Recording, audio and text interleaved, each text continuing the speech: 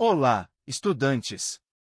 Na aula de hoje, vamos abordar um tema fundamental para a clareza e correção das suas frases, a concordância verbal e nominal. Entender como garantir que verbos e adjetivos estejam sempre em harmonia com os sujeitos e substantivos é essencial para escrever com precisão e coesão. Preparados para dominar essas regras? Então, vamos começar!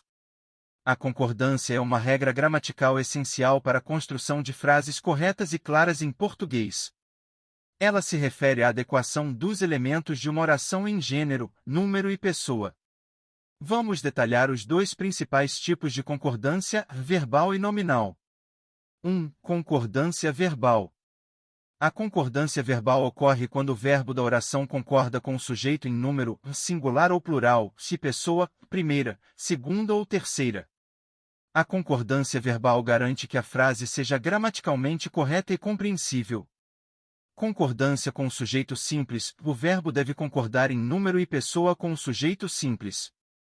Exemplo singular: o aluno estuda para o exame.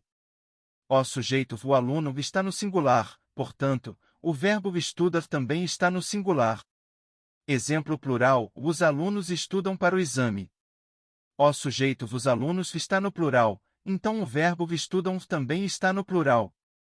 Concordância com o sujeito composto. Quando o sujeito é composto, o verbo geralmente concorda no plural. Exemplo: Maria e João viajaram para a Europa. O sujeito composto Maria e João exige o verbo viajar no plural. Concordância com o sujeito coletivo. Quando o sujeito é um substantivo coletivo, o verbo pode concordar no singular ou no plural, dependendo do contexto. Exemplo singular: a multidão aplaudiu a apresentação. Aqui, multidão é considerado como um grupo unitário, então o verbo está no singular. Exemplo plural: as multidões aplaudiram a apresentação. Neste caso, multidões está no plural, então o verbo está também no plural. Concordância com sujeito indeterminado. Quando o sujeito é indeterminado, o verbo fica na terceira pessoa do singular. Exemplo: disse que vai chover. O verbo disse está no singular, pois o sujeito é indeterminado. 2. Concordância nominal. A concordância nominal trata da harmonia entre o substantivo e os adjetivos, artigos e pronomes que o acompanham, garantindo que todos estejam de acordo em gênero, masculino ou feminino, se número, singular ou plural. Concordância entre substantivo e adjetivo. O adjetivo deve concordar com o substantivo em gênero e número. Exemplo singular masculino: o carro vermelho está estacionado. O adjetivo vermelho concorda com o substantivo carro. Ponto. Exemplo singular feminino: a casa bonita é grande. O adjetivo bonita concorda com o substantivo casa. Ponto.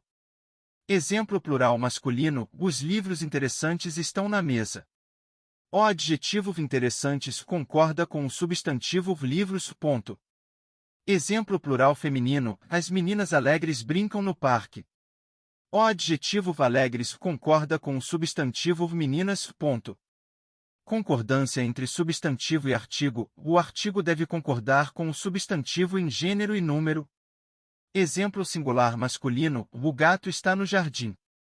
O artigo concorda com o substantivo gato. Ponto. Exemplo singular feminino: a gata está no jardim. O artigo concorda com o substantivo gata. Ponto. Exemplo plural masculino: os gatos estão no jardim. O artigo concorda com o substantivo gatos. Ponto.